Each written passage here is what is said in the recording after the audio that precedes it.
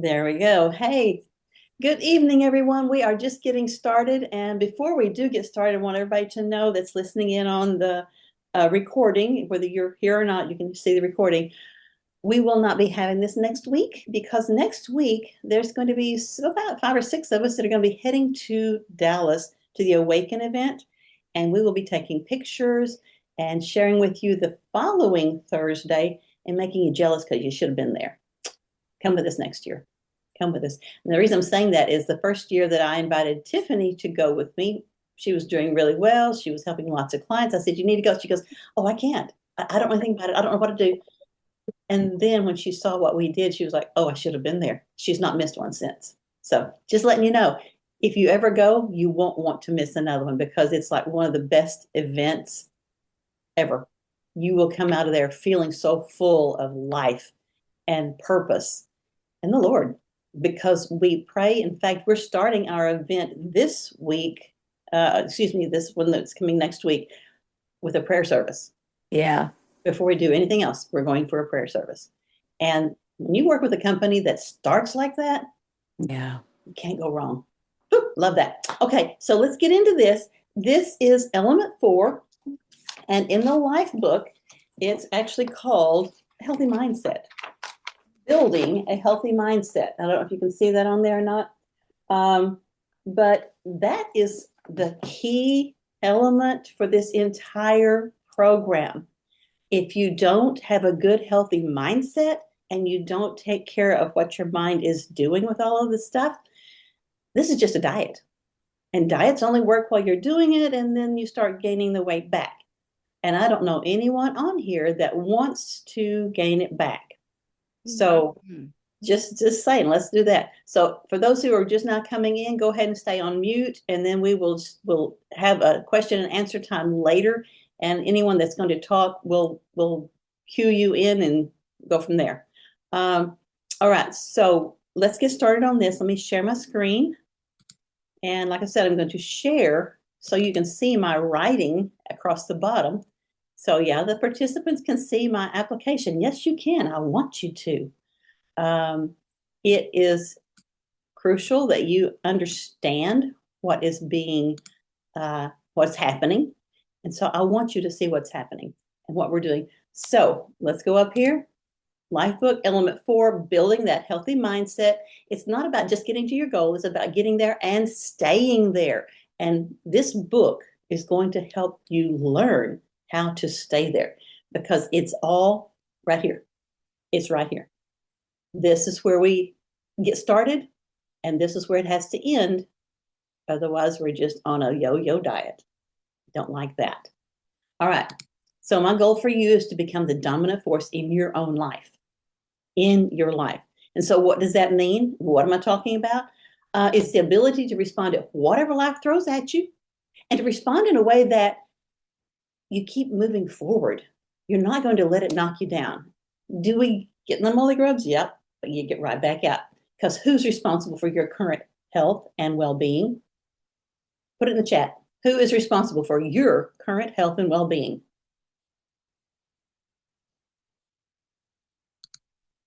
I'm looking to see some answers. Do we have any answers? Ah, there we go. Me, and myself and I. Okay, so all 3 of you, me, myself, and I, you are all responsible for you. So that is what I want you to get, that no one else, you can't blame anyone else about it, for it. And speaking of that, this right here, the drama triangle, this is where I would say 90% of the US population is right now. They want drama, they want anger, they want to blame someone, they want to blame you. It's your fault, it's not me, it's not fair. In this drama triangle, it doesn't matter which corner you start on, it's all about drama. I'm going to start at the very top. I'm the victim, that's not fair. This has been done to me. Follow the little arrows around. But you know what? I'm going to go in, I'm going to save the day. And then you start saving the day to the point that you start enabling someone and you're carrying them around on a pillow. Are you helping them? No. So then they get mad because you didn't teach them anything. You were just giving them all the information and giving them everything they needed instead of teaching them how to find it. Then they start blaming or fussing or doing the drama thing. And then you blame yourself, you blame them or whatever. And then who's at fault? And then it's being done to me. And it just goes around and around. And you never get out of this one unless, you ready? Let's go to the empowerment triangle. This one is where I want you to learn to be empowered from the inside, to be internally empowered so that you're creating your own new story. You're in charge because you are the dominant force in your own life. And if you're the dominant force, you're creating your story. Someone's going to fuss. That's okay. I'm going to help them get better. I get the woe is me, I can't do this kind of stuff. Help them be successful. Keep trying. Then if there's a challenge, there's an obstacle. What are you going to do? Oh, there's an obstacle in front of me. I have to turn around and go back. No, obstacles help you get better. The obstacle is the way. It's like in the Bible, it talks about you can't always be on the mountaintop. You have to go into the valleys, and then you have to climb back up to the top of the mountain. You have obstacles that get in your way, but doing that will actually help you get the experience to know how to get to and over that next obstacle. So you're learning, you're curious, and you're always the dominant force. Yes, we have obstacles and we get upset because maybe we gained 5 pounds, or maybe we ate something we weren't supposed to, or Super Bowl was here and we had company and this happened or that happened. I didn't even watch Super Bowl. I was too busy doing other things. But I know lots of people that I had talked to that were going to try to be very careful at Super Bowl. Some were, some weren't. But don't let that get you down. Be the dominant force. You've got this. Yeah, I'm doing the fist because you've got this. We want you to be strong enough to take charge of your life all the way through. Now, I've got some good stuff to share with you right here. I want to explain something. Anybody have any questions about the empowerment triangle? If you do, pop it in the chat. I don't want to go too fast because I feel like I'm going too fast on this, but the empowerment triangle is the same triangle. It's just we aren't letting it be about drama. If someone comes at you with drama, turn it around. Empower yourself, help to empower them. That's where it says, I empower others to be successful. You're helping them to get that same. I see no words in the chat, so let's go on. All right. So we're going to talk in this, and before I get over there, I actually went through Dr. A's Habits of Health also, because in section 1.6 of the book, it starts talking about this next piece. To actually become your own dominant force, you have to use the brain. We're going to talk about the brain now. Now, this is the reason I wanted to have this in here for you to see. Our brain is the most advanced, complex object in the universe. And, if you want to see these writings or whatever, you can take pictures, you can write it, whatever you need to do. But I want you to know, your brain is the most complex thing out there. But if you don't reprogram it, it's not going to help you on your journey. So in simple terms, we have 3 types of brain. And I know it's funny, that bottom where it says lizard, automatic. Well, that's the automatic brain. That's the one that basically has about as much forethought as a lizard. A lizard sees a fly, it's in his mouth and it's gone. He doesn't think about it, he just does it. The automatic part of your brain helps you breathe, move. It doesn't help you think. It takes care of seeing. It takes care of keeping your heart beating. It's just those automatic things that you don't have to think. Oh, I need to take a breath. Oh, I need to make my heart beat. Well, you can't do that. Those are the automatic things that the heart's doing for you. It's not thinking, it's doing. It does the work. That's all it does. It's just an automatic thing. So then the next section up, okay, I forgot to mention this. I didn't want to forget. That's what I was afraid of. So it's helping you with other things like the other basic instincts like hunger, thirst, and survival. And there's where I wanted to read to you from uh, The Habits of Health. Back caveman days, we didn't have houses with central heat and air or a nice stove. I've got wood stove in there. I love that. But they had basics and they used that automatic lizard, automatic part of the brain all the time. Hungry, eat, full. Kyra mentioned that last week. Then, oh, snow, cave, warm. It's using nothing but I got to do this to get to there. Quick, easy, automatic. And then tiger, run, safe or dead. They don't run fast enough, so you got to know. But sorry, it was funny, but it's part of it. So the next one is the Labrador or the emotional or the limbic, whatever you want to call it. The emotional center of the brain. It allows emotions and it provides the richer experiences. And they call it the Labrador brain because they experience loyalty, fear, fight, flight, and they love food and family so much, and they'll do anything for you. And they react instantaneously. You drop a piece of food on the floor, it's going like that. And then they go, oops, I shouldn't have done that. I forgot to ask mom. So they do it without thinking, and then they go, uh-oh, what have I done? How many of us have done something like that? Put it in the chat. If you have been somewhere or just grabbed something, popped it in your mouth and thought, oh, I shouldn't have done that. And it's too late because you don't think of it till after you swallowed. Has anyone ever done that or is it just me? Come on now, be honest. Tell me. Stick it in the chat. Okay, I'm not alone. Good, thank you very much. So that's the Labrador part of the brain. That's where it's a little bit more going on in there than just that automatic lizard level. Because, I mean, it's got a bit more brain power. I think they say a Labrador has about the equivalent brain power, and I don't mean they're that smart, but they're about that brain power of a 3-year-old. So that they do something and they go, oh, you know, you've seen your dogs do that. So then we're going to get to the top part, the human part, the thinking part. This is the prefrontal cortex. And this is where we say that young men actually don't, their prefrontal cortex does not finish growing until they're about 25. So when you've got a kid that's under 25 and he still acts like a kid, there's a reason. It hasn't completely developed. Girls get there faster, don't we? Yes, we do. All right. So anyway, that's where the reasoning and the thinking, the willpower and the discipline are developed. Thankfully, that's why we put that the human on there, because we actually have that power to think. And this is where we're going to be able to create the health that we want. We are thinking, okay, I want this. I have to do this. And we put plans together to make it a reality. And that's why we're all doing what we're doing tonight. We are on here to learn better how to help ourselves be that dominant force. So while we're doing this, another part that you need to know is the fact that it doesn't function by itself. It's semi-independent, but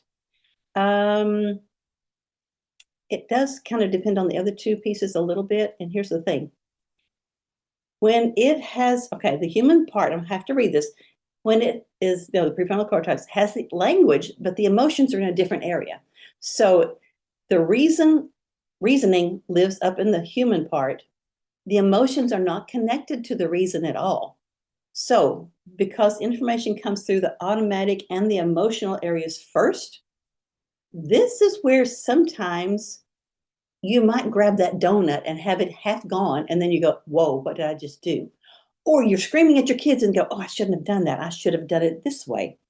Or somebody cuts you off in traffic and you might give them a salute that's not polite, if you know what I mean.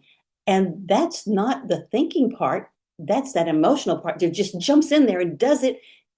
And you think, shouldn't have done that.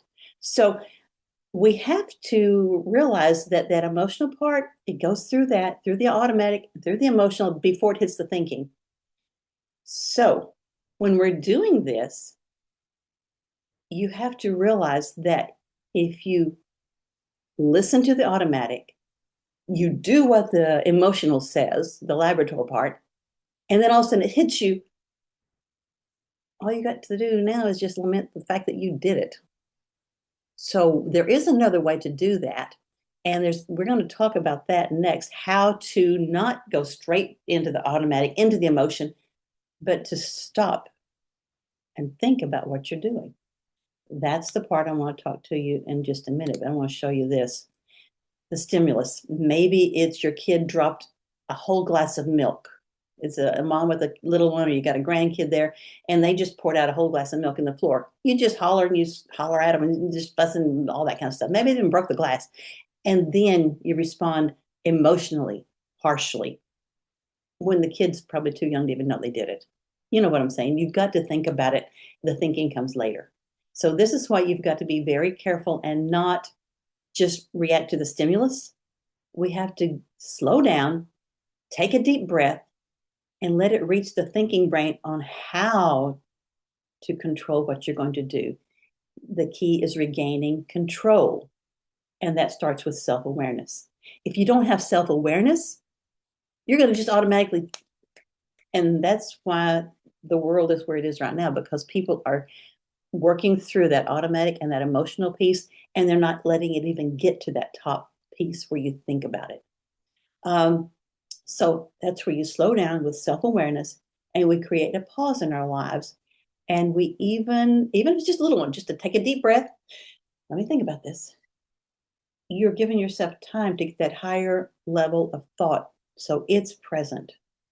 And that conscious thought can take over and put you back in charge. That's what we want. All right. That's what the world is doing. But now we're going to go into stop, challenge, choose. And I have a special speaker that's going to talk about this. Now, the self-awareness is the first step. Something's not right. Your breathing changes. Oh, okay. I've had a good example. I went to the Citizens Police Academy Tuesday night. They had food and they had desserts. Well, guess what? I kept eyeballing the desserts and I knew I didn't need it, but it was just right there. And I kept thinking, and I just kept, did I have it? No, I did not. But you have to take a deep breath, drink of water, and don't fixate on it. If you're constantly fixated on it and your heart rate starts increasing, you're just like, I gotta have it. Stop, breathe, get some water. Those are the cues that Kyra talked about last week. Those baby steps, micro habits, those little cues that will stop you and give your body and brain time to catch up with each other. Okay? Now, Sheila, can you come off mute and tell us? And I will stop share because I want you to tell us about, hold on, let me get the share. There we go. Tell us about stop, challenge, and choose. Okay. First of all, I might end up reading this. I'll try to just That's talk. okay. That's okay. I did. Okay. Hi, I'm Sheila Caruth. This is my second week of being on this program.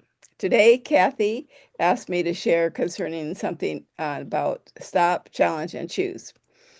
As I was thinking about this today, I realized I had used it um, before I even started this program. It was in a small way, I started it. This is what I want to share. The first time I noticed this, I was at the grocery store. There's a certain drink I really like. It's a Starbucks Frappuccino caramel flavor. I'd come to the conclusion, before I went to the store, I'd come to the conclusion that I needed to quit drinking so much of it. Not that I was going to quit altogether, but I was going to quit drinking so much. So when I was at the grocery store one day, I told myself, when you pass that place where it's at, just keep going. Because once I pass it, I, and so once I told myself, once I pass that place, you'll be fine. So that's what I did, and it really helped. It really helped me to do that. And so that's not the only time it's happened. That was the first time, but it happens often. But so that so since I started this program, especially the last few days, I've been wanting something sweet, some candy. And we have some on the table. But it's not mine, although I know I can have it if I want it. Must belongs to my granddaughter. And let's see, sometimes it calls to me and I tell myself, you don't really need that. I tell myself that. And then I keep going past the table or and get involved in something else. And so that's what's been helping me so far. And I'm sure there are many other things in my life that I need to use the stop, challenge, choose method with. I'm looking forward to learn how to use it more. And that's all I Excellent. have. Thank you. Thank you. Thank you. That was good. Is there anyone else that would like to share how you've used the Stop Challenge Choose? This is your chance. Anyone? Okay. Here's what I want to do while you're thinking about it. You come on in a minute. And that was good, Sheila. I appreciate that. Jill, can you come in and talk about the metabolic scale and how it's helped you? And I bet you've Well, got a Stop Challenge Choose also. do what? I'm sorry. I bet you've got a Stop Challenge Choose moment in there somewhere too. Okay, I'll try. I'm Jill Sheets, and I have been, let's see, I think I was really compliant for a full year. I've been kind of maintenance-ish the last year. So it's been a year and 3 or 4 months. I've been 2 years, 3 and 4 months. Anyway, um, um, the first until I got my metabolic scale the other day. Of course, we always use the regular scale, which only tells you, your weight. So what I really like about this metabolic scale, they call it a smart body composition scale, is that, you know, I don't know, many of y'all may already have it, but if you don't, I'd recommend it because it's really, really neat. And you kind of see where you see the changes that happen and you see exactly where it happens in your body, and I think that it kind of it encourages you. It helps you see where your problems are, like it even has a water component and um, uh, like a visceral fat and a subcutaneous fat and all that kind of stuff, which we all have, and but you can kind of see, well, I'm hoping that area kind of gets better, and as your scales go down, you'll see it get better, and that's so encouraging in that. And I will say, Sheila, I have this little thing after I eat dinner usually that I want a piece of candy too. Um, I don't have any in my house. So I'm not always greatly compliant on that because I do make my husband some little protein balls, and sometimes I like give in and eat one of those. But I need to remember that stop and what is it? Stop and choose and Stop, challenge yourself, and choose. Yeah, stop, challenge, and choose. As I think about that, why am I on the program in the first place? To cheat? No. perfect. Perfect. What else? For me? Yeah. No, I mean Okay. that was it for me. All right. That's good, girl. That's just the whole thing is because that scale has really helped all of us to realize that it's not just about dropping another half pound or a pound and think, oh, I didn't do well this week. I might as well just go have X, Y, or Z at the local dining out place, whatever. I'm not going to mention the name of one because you might start craving it. But if you stop and challenge, do I really need that? Now, sometimes maybe we do and don't realize it. I was thinking about that when Sheila mentioned candy after a meal. And then I also thought about it when Jill said she liked a piece of candy after a meal. There is a little sheet of macros that we can share. And if anybody's interested in it, just hit up your coach. They've got copies of it. Basically, it says if you're craving sweets right after a meal, you didn't get enough protein in that meal. Or you wake up the next morning and you feel like you've got to have something sweet for breakfast. you didn't get enough protein the day before. So there's Well, I don't usually ever a feel that way. reason. Do what? I don't ever crave sweets in the morning though. That's what's funny. So that may just have been you didn't get enough in that one meal, but you had enough for the whole day. So, there's different ways of looking at it. And I had the chart here in front of me because I've shared it with somebody earlier, but couldn't tell you where it is right now because too many books are open and laying on my desk. But we can share that in that thread, that LifeBook thread. Oh, Sheila, can you share that? Can you take a picture of it? Or what do you want to do? Oh, hold it up to your screen a little bit and let's see if anybody can just snap a picture of it. Hold it up where it'll blind you. Well, you won't be able to see you, but okay, a little closer, closer, closer. Let me put you up on full screen. Hold on, speaker. And nope, I want this. I want this. Hold on. Okay, Sheila, say something. Oh, you're muted. Hold on. Because it's on speaker view and I got to make sure that I can hear. I just stuck it in the chat. Oh, thank you very much. Thank you. Okay, Sheila, thank you. There we go. I didn't know what to do. Thank you. I appreciate it. All right, excellent. And it's basically if you're craving chocolate at night, you had low protein all day, craving salty snacks like chips because you're dehydrated from the day before. Y'all can read it. You can grab it from there. But those are the things that we need to think about. It's like, okay, why am I wanting this right now? Oh, it's because one of these usually. So these are little tips to help you. Now, just a quick reminder, we're not going to have this next week.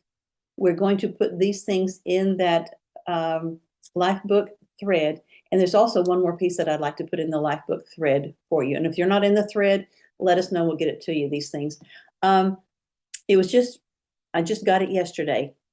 It's about how to use or how alcohol affects your body metabolically. So it's the alcohol versus metabolic dysfunction, basically, and what it does. So we'll put that into that thread because this is something that so many people deal with and they think it's just one drink or it's just one glass of wine or it's just one whatever because we're doing a toast for something. But then it's going to tell you what it's doing inside your body and why you're not losing or why you feel the way you feel. It's going to tell you why. So I thought it was pretty interesting, and I wanted all of you to have access to that. So that will be coming in that thread. Coaches, is there anything I'm missing?